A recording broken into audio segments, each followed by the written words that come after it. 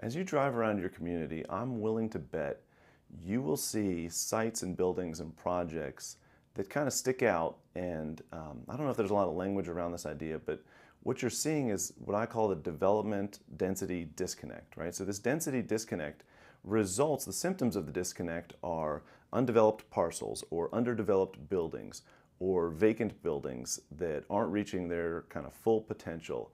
And you look around and oftentimes you'll see new development right next door to these vacant or underutilized buildings. And a lot of times the reason and the cause for that disconnect and the difference in sites, right? Why aren't they all matching? If demand is in that area for new multifamily housing, why is there an old building or an empty lot that sits vacant or empty? Or why is there empty retail space?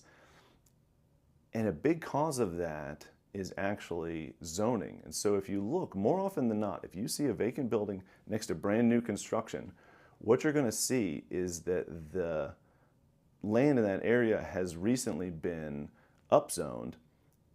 And it turns out that when you do that, especially when you jump several layers, so if you go from single family home land to multifamily, 4 and 5 story multifamily land, or single story commercial building to multi-story or mixed use buildings, what happens is the community has accidentally created a condition of this development disconnect where the net present value of kind of the future of that building, the NPV, is actually more valuable as a future redevelopment or selling that land as part of an assemblage than it is to invest in the existing building, right? So the more dollars you invest in the building as it is, you're actually hurting the overall value of that property because you're kind of throwing good money after bad.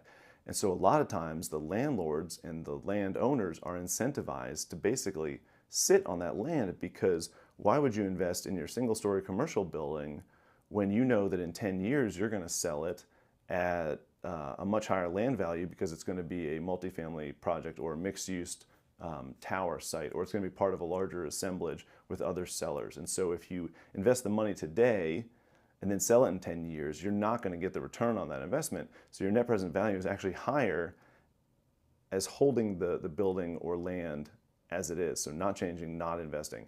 And so that's when you see this kind of disconnect in adjacent parcels. And almost every time I see it, it has to do with the fact that the adjacent parcel has a much more dense zoning than the undeveloped or underdeveloped parcel.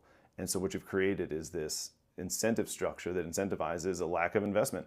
And so even if it's not run down or vacant, it's just going to kind of stay the same until the landlord or landowner decides it's time to sell. And that could be for any number of reasons, but you're going to see things just kind of sit the way they are because it doesn't make financial sense to invest money in something that has a short shelf life.